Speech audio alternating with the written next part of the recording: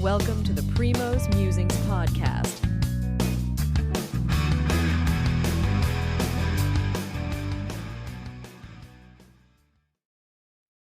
All right. Good evening, Dan. How are you doing? Good evening. I'm doing great. Thank you. All right. I know we're watching the Sinner and Paul match live right now. And, Paul got to a great start, 4-1, and now it's 4-3 with Sinner up 2 points on Paul's serve. So let's see if Paul can hold off. The Sinner is really playing much better right now after being down 4-1. But let's quickly look at who we had picked. Who we had got right in our initial quarterfinal. I'll let you go first with yours, and then I'll go with mine, and then we'll get to the quarterfinal picks, knowing the fact that this match is still going on. Yeah, so this is obviously we had two huge upsets, as everyone who's listening to this podcast, I'm sure, is well aware of. The first week, obviously, with Alcaraz going out in the second round, and I heard he was a 20,000 to 1 favorite in that. So if you had bet $1, you could have made 20,000 if you had the foresight to do that. And then obviously with Djokovic, unfortunately, going down in the third round against a real tough Popyrin. So basically, we're just looking back, though, at our picks. I'm going to start up in the Sinner quarterfinal, or the Sinner fourth round match, which we both picked Sinner to go on to the quarterfinal. And it's 4-all, by the way. That was 4-all as we're watching. So that 4-1, down 4-1 when I put this on 10 minutes ago, I was shocked when I saw that score. And then now it's back to what we kind of figured is going to happen. I think Sinner's just going to he's playing great. I think it's going to be too much for Paul in this match. Like you said, he was hitting a bigger ball the first couple games of this match. When I watched Paul's last match against Diallo was the one I think kind of dictating the points. Paul was more of the counter puncher, which got him through that match. And Paul was going to have to step it up in this match and not just be a counter puncher. He was going to have to be more aggressive. Mm-hmm. And it's looking like he's just making too many errors right now. Just watching another shanked forehand. So I think Sinner. Yes. So Sinner, as we both picked, no surprise, I think through that corner. So we both got that one correct there. And then Octopus, we got down in the in the other quarter. Medvedev, he's playing great tennis as he always does on the hard courts. His game was a little suspect going into the U.S. Open. I think he had gone out in the first round of the last couple tournaments. But these top players, they know how to bring their game for the majors and for the Grand Slams. And Medvedev, his favorite service definitely being, I think, the hard court. He really feeds off the fans at the Open. It's kind of a love-hate relationship. Started out 3-4 years ago where they were really on his case, but he kind of used that to his advantage. And now I think I wouldn't say he's a favorite of the fans there, but they do enjoy him, and he loves playing at the Open at night or during the day session. So he's had a pretty easy march through his bracket so far. I think just dropping one set, looks like just one set so far in an easy match today. Mm-hmm. Just giving up 4 games in 3 sets. So it kind of took the guy to the woodshed. So those two, it looks like we both are going to get right. And then looking down at the other lower quarterfinal, this is where kind of everything got kind of blown to pieces. This was the Alcaraz, the half of the bracket. So I was shocked, that obviously he lost to the Dutchman Van de Zandschulp, who got trounced in his next match by the Brit Draper. And Draper's playing great in this tournament, only dropping hasn't dropped a set yet. So it's a big ball. He's a lefty, which presents some difficulty for players who don't see that many lefties with the serve and that slice serve to the ad court. So I think Draper, 25th in the world, but he'll be moving up in the rankings. So we were both a little shocked at that, obviously, in that quarter. And then in the lower half, as we just discussed before going live, you said you correctly picked Demon Hour, the Australian. It was really my first time watching him today in that match against Jordan Thompson, the fellow Australian, the fellow Aussie. And in that match, Demon Hour I thought he was more of a power player dictating points, but he was much more of just kind of counter puncher, chasing down balls, relying on Thompson to kind of force the issue and make mistakes when it was basically what it came down to. Thompson just made too many errors at the end, a couple shanked forehands. Impressive player, I thought, Thompson. A lot of serve and volleying, great volleys. He's a doubles player, predominantly a doubles player. Oh, is he? Oh, that explains the serve and volley quite a bit throughout the match. He's an older player, I think 32, Thompson, they said. So he would have been one of the older players to make his first semi in a major.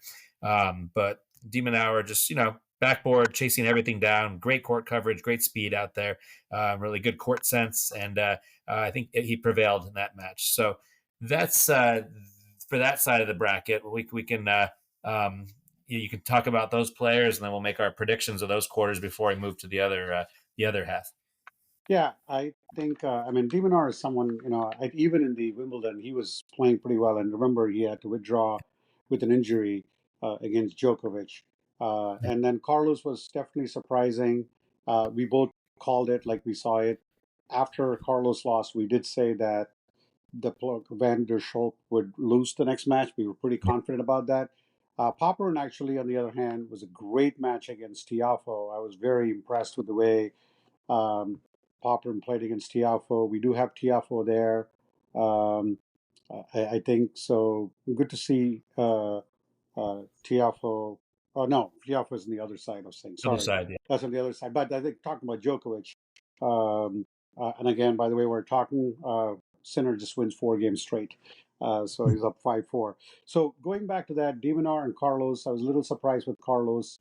He was off. I actually saw him in the Formula One racing in where he was in Italy, watching the Formula One along with Berrettini. They were both at the Formula One racing, watching Ferrari win the Charles Leclerc win the Formula One Italian Grand Prix. So that's where he landed up after he losing. Um, so we do have in that half we do have de Minaur playing against Draper. We still think it's going to be Sinner and Medvedev. Let's get to the next one, where I'll start first. I did Sure. have Rude going all the way to the quarterfinal. I had a lot of hopes for Rude, and I actually had Berrettini too. I think, and I had Fritz actually losing to Berrettini, but looks like you got that right. You got Fritz moving on to the quarterfinal, and Fritz has been really unbelievable. He's played really well. I'm really happy for the way he's turned his game around, and then he gets to play Zverev, and I think Zverev goes to world number 2. I think, if I'm not mistaken, Really? the U.S. Oh. Open. So I think it's going to be Carlos will be 3. I think. I think Djokovic is going to go all the way to 7. I think. So it's because I think Djokovic is not going to be playing much matches. So I got Yeah. to check on that. But that's what I had. What do you think about Fritz's performance so far at the U.S. Open? Yeah, I mean, I'm not overly surprised. I think it's just he loves the home crowd. Obviously, an American from Southern California, and his biggest win to date is the Indian Wells tournament, right? A couple of years ago against Rafa, back when Rafa was still up there as a top player. That was a huge win for him back there. And I mean, I think he's done pretty well this year. I think he's got to I think he's got to the 4th round of all 4 majors. I heard the other Mm-hmm. day. So he's a solid player. He has not. I think I also heard today he's yet to reach a major semifinal though. I believe. Mm-hmm. Remember a few years ago at Wimbledon, he was playing Rafa. I think lost in a 5th set in the quarterfinals, and that was when Rafa then had to default to Kyrgios in that tournament. So he almost Fritz almost pulled that one off. But yeah, I mean he's got all the tools. He's great, wicked forehand, nice backhand, a huge serve. So he's got all the tools. And yeah, I'm not surprised that he's there in the quarter. We'll do our predictions in a sec, but I think Zverev is finally, after over the last 3-4 years, really asserted himself as a top player. It used to be that he would kind of choke in the 2nd or 3rd round of a lot of these majors. He would he'd won a lot of the ATP 250s, 500s, that kind of stuff, but then would just kind of flame out in the 2nd round, 3rd round of the majors. But he's got to the point now where you can always just pencil him into the quarterfinal, at least if not the semi. He got to the final of the U.S. Open back in 2020. He's got to several other semis since then, and he got to the final of the French this year, right? Against Carlos, went to 5 sets. Semis of the Australian Open, final against Alcaraz of the French. So we'll make our predictions. But Zverev's having a great tournament. He handled the American Nakashima relatively easily. Dropped the first set, but then clinical after that, just dropping 5 games the next 3 sets. So Yep. Zverev kicked it into high gear there. And then in the bottom half of that draw, and in the Djokovic Djokovic half. You can go ahead and talk about the matchups that we see there. I'll let you comment Well, on those. I was very impressed with. I did pick Dimitrov to go all the way to the quarterfinals, and I have Dimitrov there. And I think you had Dimitrov too, I believe. Yep. And I think I've been very impressed with him, and we both have been talking about Dimitrov for a while. He beat Carlos Alcaraz. We were both watching it in Miami, and then he's had a very good string of success. He's world number 9, and with the one-handed backhand that he has. When the Rublev match was excellent, I got to watch most of the match yesterday. It was a 5-setter, and Dimitrov I kind of covered it in my podcast. He lost it in his third and fourth set. He lost like 1 and 3, but he bounced back. His serve came back, and then once his serve came back in the fifth set, it was curtains down for Rublev. So pretty impressed with Dimitrov. And who does Dimitrov get to play? Tiafoe. I mean, Tiafoe. We haven't talked about it since we did the podcast. Tiafoe had 2 big wins: one against Shelton, and then one against Popper in the Djokovic killer. Tiafoe has been really impressive, and I really think he's got a great shot. But what do you think about Tiafoe's play so far? Yeah, I mean Tiafo, he's interesting guy too to speak about because if we had talked about Tiafo a month ago, we would have thought he had no chance of probably advancing beyond the second round of the U.S. Open. He's really struggled the first 6 months or so of this year, and then he had a coaching change, changed coaches. I think he has the same coach as you have to help me on this one. It was just Pagula, right? Yeah, they parted ways this year. Pagula was struggling; she kind of needed to make a change, and then Tiafo, I guess, hired David Witt, I believe, right? Yep. And since changing, he's obviously had great, amazing results. Got to the final of Cincinnati, right, against Sinner. Sinner prevailed relatively easily in that match, but Tiafo beat some good opponents, getting to the final of an ATP 1000. And then in this tournament, obviously, like you said, playing Shelton in the third round, getting revenge from last year's quarterfinal. They have a nice rivalry. They're good friends, but that was just a great match on I think it was Friday day. It just bled late into the night session, I think. 5-setter, and it was just kind of classic, like we thought, back and forth, not many breaks. Shelton was just one of the biggest serves in the game, if not the biggest, and then Tiafo with a really pretty strong serve, and then he doesn't get broken too often either with his serve and his ground strokes that he follows it up with. And then, that match against Popperin, I wasn't sure which way to go on that one. Man, Popperin looks so good against Djokovic, huge server, and really just great ground strokes as well. He has these tendencies where he'll, go through a few points here and there where he'll kind of waste a few forehands, kind of go for too much. But Popperin's going to be a top 15 player, I think. With by middle of next year easily, with what we saw from him in this game. So for Tiafo to kind of go through Popperin, beat him in 4 sets, that was impressive. And Tiafo just loves playing in front of the once again, another guy who just thrives on the fans and the energy from that he gets from Arthur Ashe Stadium under the lights at night. I was at that match a few years ago at the semifinal with Alcaraz. The crowd, it was electric. Took Alcaraz to 5 sets. Alcaraz was just too much at the end, but it was an amazing match. And so I think you kind of know how I'm going to pick once we get to our picks. But Tiafo, he's going to be tough to beat. He's a tough out. Yeah, let's start right there. Let's start the Dimitrov and Tiafo. We'll go backwards, and then we'll see how we pick where you feel before we come back and do the semifinals before we head to U.S. Open. Okay, so I'm gonna go with as I kind of started hinting. Got to go Tiafo. I think the home crowd is just going to be huge. It's going to be a long match. I think 3.5 hour kind of duel. These are two ground strokers. It's going to be just I think a great battle. 4 or maybe 5 sets. It's a later match in the night tomorrow. Yeah, it's the night session tomorrow under the lights. It's going to be crazy there at Ashe for that match. And I mean, Dimitrov, he's had a nice resurgence in his career. You'll have to correct me, but I think when we went to our first U.S. Open like 4 or 5 years ago, I think Dimitrov was in a semi against, might have been against Rafa that year. We saw Rafa, we did. Dimitrov, Berrettini, and maybe Del Potro. I'm forgetting the fourth, but I'm pretty sure we saw Dimitrov at that time, and then he kind of disappeared, had some injuries for a year or two, and in the last couple of years, he's really showed up once again at all the Grand Slams with, consistent fourth round quarterfinal appearances. And I got to see a little bit of him last week. When I was at the Open on opening day on one of the side courts from down low courtside, he hits a big ball, huge one hand backhand. I think he's the answer to the only guy in the top 10, right, with a one hander. Yeah, well, it was Tsitsipas too before, but I think Tsitsipas have not been consistent. But Dimitrov has actually played way consistent this year. We talked about this Miami Open final. He lost to Sinner. He's made some good shows even in all the other tournaments. So I, it's going to be a very tough match in my mind for Tiafo. But I think to your point, I'm actually leading Tiafo too. It'd be good to see an American come back and win this one since Andy Roddick won. So I'm definitely thinking it's going to be Tiafo as well. But on the flip side of things, let's go to the Zverev and Fritz one, which is unfortunately at 1:15 p.m. Start time.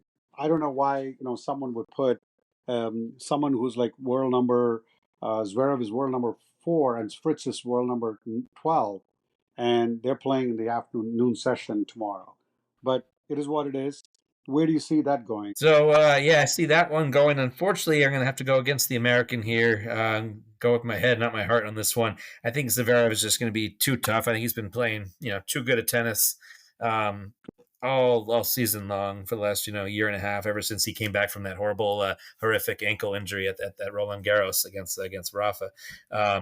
And I think Zverev, like I said, he's been pretty clinical in this tournament. He's dropped a few sets, I think, here and there, but his serve's just been amazing. That used to be the knock on his game too. He'd have a little bit of the yips with the second serve, a lot of double faults. But his first serve now is up in the mid to high 70% range, and he gets about 95% of those points or something when he gets the first serve in. So he's tough to break.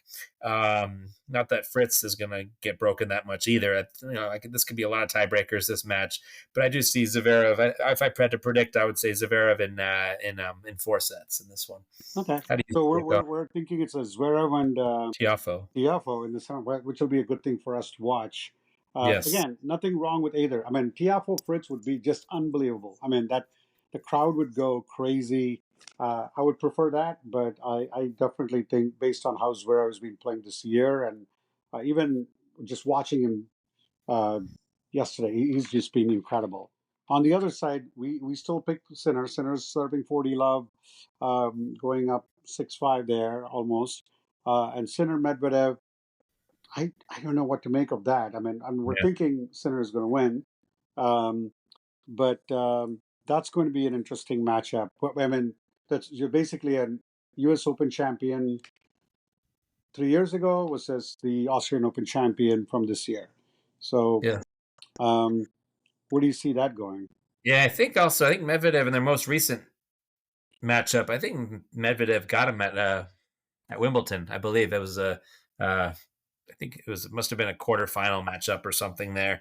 But I think Medvedev got Sinner over there at Wimbledon, if I'm not mistaken. But yeah, I don't know. I'm kind of at a loss right now too. I picked, before the tournament, I picked, Sinner to get to the semi against Alcaraz.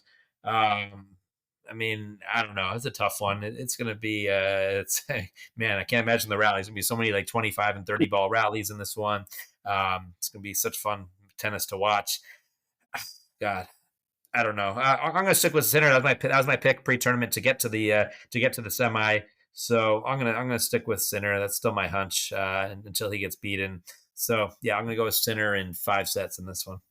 Yeah, just watching Sinner even now with Paul, down 4-1, comes back. Now he's up 6-5. Paul, it's a lot of pressure serving down 5-6 anytime in a major tournament like this. But if this goes to tiebreaker and Paul wins it, I still think Sinner can come back and win it. So we're both predicting Sinner to go not only this match but also against Medvedev. I know Medvedev is a human backboard. He gets everything back. But I think Sinner just has too much power in his game to overpower Medvedev when it matters, I think. And I'm going to stick with Sinner there too. Then it comes to this. I mean, this is what we have. right? It's going to be a Draper or Dimidar, and unfortunately, we'll see one of these guys again. Good for these two guys. I mean, Right. they're good players. I mean, they've earned it, um, and rightfully so. But I've always been a Dimidar fan because I keep picking him every time. So I'm going to go with Dimidar in that matchup against Draper to get to the semifinal. Okay, yeah, this is the one where we'll have a difference of opinion. I'm going to go with Draper just because. I mean, to be honest, I've never really watched him except for a quick couple highlights that I've seen from his they've shown from his matches on quick little snippets on ESPN. But he looks pretty lethal. He's a huge hitter. Um, he hasn't dropped a set in the U.S. Open so far, so that's telling you something. He's kind of in the zone, so to speak, so far. So yeah, so we'll see. We'll see if it'll be his first time probably playing at Arthur Ashe. I would think. So maybe I don't know if the moment it'll be too big. He's probably been on grandstand or side courts because of his seed so far. But so he'll be in Arthur Ashe for this one. This will be his first time there probably, and so we'll see how he handles the moment. Um, I think he'll do just fine. I'm picking Draper in this one just because of his power. He goes after shots, and from what I was just not overly impressed from Demon Hour unless he changes his game. He was just a little bit passive. He keeping balls in play, all consummate backboard, which is fine. But I just thought he was hitting balls a little too shallow and just got away with them against the guy who was making a lot of mistakes today in Thompson, a few too many mistakes to win a match at this level. So we'll see. I'm picking Draper in this one. Yeah. Okay, so you got Draper Sinner, I got Sinner and Divinar, and then we both have Tiafo. I have Tiafo, and And then Zverev. we have Zverev. I mean, again, nothing wrong with either. I mean, everything looks good so far, and we'll see if this will come to fruition. And I did want to quickly um, go back to the Djokovic, and I know we talked about this, but um, what do you think happened to Djokovic? I mean, he was really out of sorts on this game on his game here. Um, I was very surprised. Too many double falls. He double faulted 4 times in all of French Open. He double faulted 14 times in this one match against Popper. That never gives you. I don't care if even if you're the world number one player, it's never going to give you any chance to come back.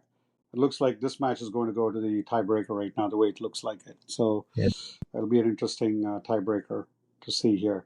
Um, so, what do you think? Happened to Djokovic? Yeah, I mean, I think it was a combination of. I mean, I don't know if from that first. The first match when I was there Monday night, his opening round, he looked fine. That was no problem. But then we saw right away, indications that he just wasn't at his peak. In his second round match against Jager, who he played last year, and went 5 sets with Jager, his fellow countryman. And I think, like you said in one of your recaps, I believe, I think Jager might have taken that match if not for the injury, the abdominal injury like he had, and he had to Mhm. retire after 2 sets. So I think Djokovic got away with one there, and I just know. And his comments after the match were that he just was really, I think, just wasn't himself. Something was a little off. He was debating not even coming to the Open, but like you said, it's the Open. It's a Grand Slam. Wants that number 25 to have the all time record for Grand Slams for female and male, to eclipse Margaret Court, I believe, right? Mhm. So he showed up at the Open when he wasn't probably fully prepared. I don't know if his conditioning was a little off. People were saying that he partied for about 18 straight days after the Olympics. He was seen out at bars and clubs and having a good time, which he deserves. But so maybe I did notice in that second match against I think Jager, he was noticeably winded, sweating a lot. It was a muggy day, I think, but he was really out of breath quite a bit. Didn't look like himself out there. And then Popren was just a better player that night, and I Mhm. thought Djokovic played a pretty good match. Short of his, his serving was atrocious. You can't with that many double faults, you're not going to hold. So that ultimately haunted him, his serve, and if we said was it 14 or 18 double faults, something 14 double crazy. faults, yeah. And same 14. thing with Alcaraz, right? I mean, Alcaraz and Djokovic are two people that we both picked to go to the final. Unfortunately, Alcaraz, I mean, his comments after the match were also very concerning to me. He Yes, said yes, something about mental state, and I think, mentally, yeah, so that was very interesting the way he yeah, said. So, and then Djokovic, I think Djokovic was just, for someone who's just had knee surgery like 2 months ago, and he's won the gold. in Paris, and then coming to this one. I think he'll be all right. I think he'll Yeah, be back ready because this is the first time he's not won a single major since 2017, and yeah. he'll be back for the Australian Open. If there's anybody who knows Djokovic, he'll be there. I think he's probably going to take off a few. Um, I think tournaments out here, which means his ranking will drop. Which means that you may actually see him play against one of those top players much earlier in the draw. Just like Federer did. Remember Right. when Federer played in the Australian Open, he was world number 17, I believe. I mean, Djokovic is not going to fall down all the way back, but um, it's going to be interesting, I think. By the But way, this match is in a tiebreak right now. With I know I just saw a 3-0 level overhead by Tommy Paul right now. I'm not sure where you were on your TV, but it was an easy overhead right here. Just for the replay, 3-0 level. that's what we call it. It's Yes, that Brexit that sees how two out of the tiebreak. I would call it a 2-5 overhead, actually. Yeah, it was pretty atrocious. Yeah. So Anyways, but yeah, I was more concerned with Alcaraz's performance than I was Djokovic. I thought Djokovic from the baseline, great rallies. He looked himself. Popper just outplayed him, too big a forehand at time, and he was just on. Alcaraz, I'm much more concerned about his game. Like you said, his comments about mentally, he just wasn't there. And in that match, he was just frustrated, impatient. It wasn't the typical Alcaraz. He would hang in the point and then just kind of, you could tell he was just kind of impatient, angry almost, and just started going for way too much, going to that drop shot way too many times when it wasn't working, trying to go for huge forehands over and over again. He missed him by a mile, a bunch of them. He was just, I wouldn't say he was tanking towards the end, but it just looked like he was happy to be off the court yeah, and go to F1 Monaco, wherever the race was, and just kind of he was go an Italian get Grand away. Prix.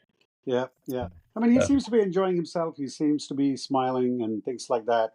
Um, but let's see. And then looks like I think Sinner. This is going to be a close one, back to back 2-all right now. But um, not sure how much you got to watch the women's play. Um, and I managed to watch some of them today. Any predictions on the quarterfinals for women? Like you got yeah, Badosa, my Navarro. practice in front of me. Let me take those out. So quickly there, yeah. So I think this one, I think I'm going to go 4 for 4 on these. Let's go. Well, maybe 3 out of 4. I'm going to go with Iga. I watched a few minutes of that match. She looks like in peak form right now. She's just crushing the ball. Her footwork is impeccable. She just hits that ball so hard, such power and precision. So I think Iga's going to roll over. I don't know about roll, but I Pegula, think she'll Pegula. handle Pagula. I think Iga's going to do that. I think Muchova or Muhova, we'll call it Muhova. Muhova, Over, yeah. I like Muhova. She's a tough player, just very gamey. I think she's going to move on there. And then Navarro, got to go with Navarro. She's just, she's Playing much uh, better. having a great year. She's really made a name for herself. She's reached I think a few quarters at the majors this year. Mhm. So I got Navarro over Badosa, and then I don't know about that other one because Sabalenka, Zhang, Zhang is I good. don't know. She's good. She's really good. Zhang, gold medalist. They had the rematch last night, right, with the Olympic gold medal match between Zhang and Vekic. Zhang prevailed in 3 sets. Sabalenka looks strong though; she's rolling through matches. I don't know in this one which way to go. I'm going to go. I think I'm going to go with Zhang in this one. I'm going to go with Zhang. I think she's Okay. going to pull this one out. Yeah. So yeah, how do you see these? I'm Go? going to pick Navarro because Navarro has beaten Coco Yeah, Gauff twice. She's playing much better. She's playing. I mean, she's ranked number 13, but she's actually playing like a top 10 player right now. And then I'm going to go. I'm going to stick with Sabalenka. I really like Sabalenka, the way she bounces back. I think only woman I think who's made all the four quarterfinals. I think this year. And then I definitely see Swiatek beating Pegula, and then Muhova when she plays unbelievable. I mean, the way she hits the ball. I mean, she completely destroyed um, Paolini today, 6-3, 6-3. oh yeah, yeah, Who's again, she was also in the French Open. She was the, I think, bronze medalist, I think. So yeah. there you go. I mean, that's where we see it. So with that, we come to a wrap, and we'll come back and do the semifinal. Even though that's when the football starts. I don't know if NFL starts. Kansas City playing Baltimore on Thursday night, but we can That's right. still do this match. Both the semifinal matchups. So, but Paul's definitely hanging in there. and playing pretty well. We have one quick trivia question here. Yep. So I just heard this one. You might have heard it from the. I'm not sure if you're watching ESPN, but it was who is the only U.S. Open champion to win on all three surfaces that the U.S. Open has been held on over the years, because it used to be held at Forest Hills. So Yeah. Forest Hills had grass initially, then went to Hartrue, and now obviously over at Billie Jean King Tennis Center, obviously hard court. So The two people I can guess, probably an American. Good start. Okay, that's a good start. So the two players I would say, two lefties. I was thinking about Connors or McEnroe. I'm going to stick with Connors. Yeah. Wow. Very good. We owe you a drink. You want a drink? That's good. And I think that was another pretty good trivia one of my friends gave me yesterday. Was who was the countryman that won the major in their own country? So French, Wimbledon, Australian, and U.S. Open. So it was a good one for those listening. U.S. Open, American, it was Andy Roddick. French Open, oh, well, you know what? Let's go to Wimbledon. Wimbledon was Andy Murray. French Open was Yannick Noah, whose son played at University of Florida and also for the Chicago Bulls. And then this was actually threw me off about the last Australian Open winner. That was apparently Mark Edmondson in 1976. Year after I was born. Can't say I know him. That's true. I was actually thinking of Rosewall or somebody, but we'll see. Looks like Sinner is going to roll. There it is, first set. All right. So hopefully we get Sinner on Friday. All right. Yeah. Thanks, Dan. Yep. Thanks for listening. Primo and Dan will be back soon.